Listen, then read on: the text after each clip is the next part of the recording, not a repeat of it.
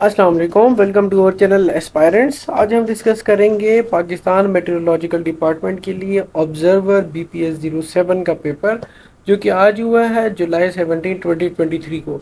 इसका first part हम कर चुके हैं, अब हम इसका सेकंड पार्ट करेंगे।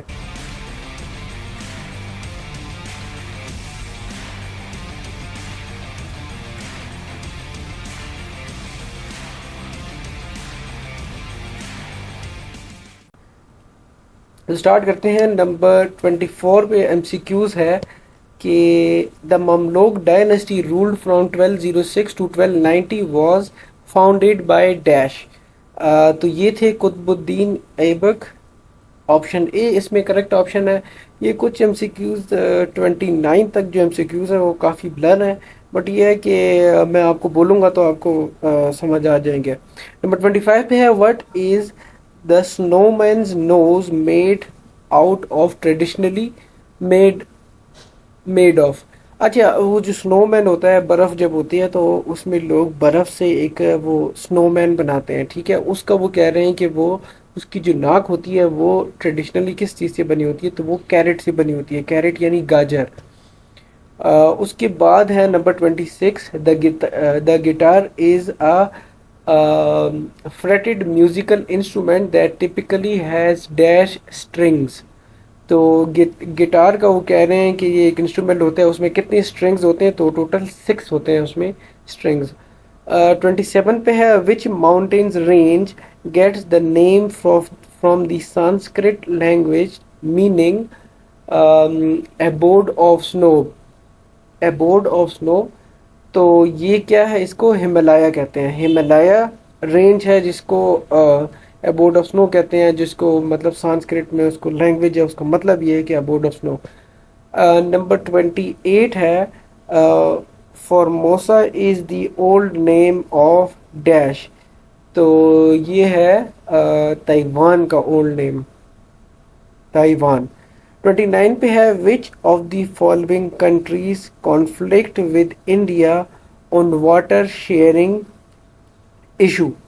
वाटर शेयरिंग में कौन कौन सी कंट्रीज हैं? पाकिस्तान है, बांग्लादेश है, नेपाल है, या फिर ऑल ऑफ दीज है। आपने याद रखना है कि ये सारी कंट्रीज, पाकिस्तान, बांग्लादेश और नेपाल, सारे कॉन्फ्लिक्ट में हैं इंडिया के साथ वाटर इशू पे, तो ऑल ऑफ दीज आएगा इसमें। 30 पे है which country features a ship rack on it's national flag. जो कौन सी कंट्री है जिसका नेशनल फ्लैग पे ना शिप रैक है, तो ये है बरमूदा। नंबर 31 पे है the दुरन line was demarcated in which year. तो ये था 1893। ब्लर है, नज़र नहीं आ रहा, बट आपने याद रखना है दुरन लाइन कौन सी ईयर में डिमार्क हुई थी। वो हुई थी 1893 में। नंबर 32 पे आते हैं। The Asian head quarter is located in, या हेड क्वार्टर ऑफ एशिया कहाँ पे है? वो है जकार्ता, जो कि इंडोनेशिया में आता है। उसके बाद हम 33 पे आते हैं। The euro currency is use by dash countries. 19 countries, 20, 27, या फिर आई डोंट नो ब्लर है ये। तो इसका जो करेक्ट ऑप्शन है वो है 20 कंट्रीज। एक और MCQs आपके पास आ सकते हैं कि which country started using euro currency on 1 जनवरी 2023। तो वो है क्रोएशिया। पहले 19 थे, 1 जनवरी 2023 को ये 20 हो गए हैं, क्योंकि क्रोएशिया ने भी स्टार्ट कर लिया यूरो की करेंसी को यूज़ करना। नंबर 34 पे है Alfred Nobel. Alfred Nobel holds the nationality of dash. British है, डेनमार्क है, स्वीडन है, जर्मनी है। तो ये है option C, Sweden. Alfred Nobel कौन थे? उनको नोबेल प्राइज मिला था।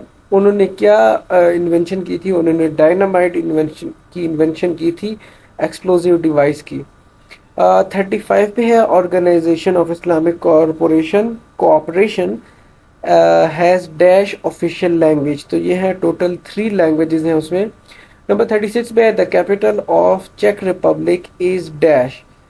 तो ये है प्राग, PRAGUEE। अच्छा, नंबर 37 पे है who will host FIFA world cup 2026। एक में है ब्राज़ील अर्जेंटाइन, दूसरा है जर्मनी एंड पोलैंड, तीसरा है ऑस्ट्रेलिया एंड न्यूजीलैंड।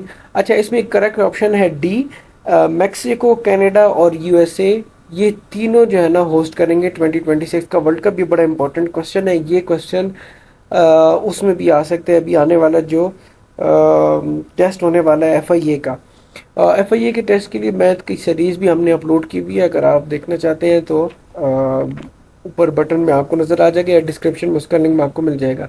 नंबर 38 पे है KLM is an airline of dash country. तो ये नेदरलैंड की, ऑस्ट्रेलिया की है, जर्मनी की है या फिर फ्रांस की है। तो ये है ऑप्शन ए, नेदरलैंड की है। 39 पे है which country in the world has most neighbours. Russia है, चाइना है, इंडिया है, फिलीपाइंस है। तो ये है ऑप्शन बी, चाइना।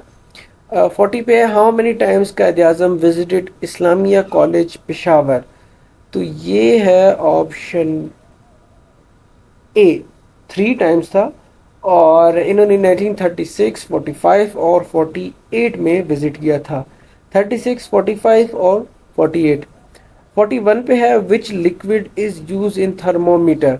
वाटर है, मरकरी है। अच्छा, बड़ा इजी है, मरकरी है, ये आपने काफ़ी सुना होगा इसका। 42 पे है which instrument is use to measure the wind direction. Psychrometer, anemometer, anemometer, hygrometer या फिर तीसरा चौथा नज़र ही नहीं आ रहा। तो ये है एनेमोमीटर, ANEMO, एनेमोमीटर। 43 पे है weather forecasting is studied in the field of dash, environment, meteorology, atmosphere या फिर एयर। ये तो बड़ा इजी है, ऑप्शन बी इसमें करेक्ट ऑप्शन है। जिस डिपार्टमेंट के लिए अप्लाई कर रहे हैं वही वाला ये। 44 पे है the worst climate pollutant that causes adverse effect on earth atmosphere। कौन सा पोल्यूटेंट है जो अर्थ के एटमोसफेयर की बहुत ज़्यादा एडवर्स इफेक्ट करता है? तो वो है कार्बन डाइऑक्साइड।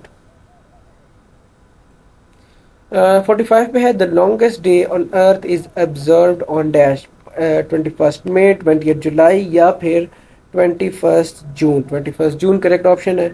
46 पे है The ozone layer protects the earth from harmful dash radiation from the sun। Ozone layer कौन सी रेडिएशन से अर्थ को प्रोटेक्ट करता है? माइक्रोवेव्स, अल्ट्रावायलेट, इंफ्रारेड या फिर एक्स रेज। आसान है, अल्ट्रावायलेट रेडिएशंस। ये आपने ये जो क्वेश्चन है बड़े इंपॉर्टेंट हैं। ये आपके FIA में और जितनी भी जो FPSC के जो टेस्ट होते हैं उसमें जो जनरल साइंस का पोर्शन होता है उसमें भी आ सकते हैं। 47 है what is the name of central part of earth. बहुत इंपॉर्टेंट है, इसको कहते हैं कोर। 48 पे है the sunlight can reach a depth of dash metres in the ocean. 200 है, 150 है, 250 है या फिर 1000। ये 1000 मीटर है। 49 पे है the biggest planet in our solar system is dash. Mercury है, वीनस है, जुपिटर है या फिर मार्स है। ऑप्शन सी, जुपिटर है। Who was the first scientist to prove the planet move around the sun. कौन से वो साइंसदान थे जिन्होंने प्रूव किया था कि जो प्लैनेट्स होते हैं वो हमारे सन के अराउंड मूव करते हैं? गलीलो गलीली, इस तरह कुछ है इसका नाम। तो ये थे हमारे 50 MCQs। बाकी के MCQs इंशाल्लाह नेक्स्ट पार्ट में करेंगे। अपना ख्याल रखिएगा और best of luck for exams. अल्लाह हाफिज़।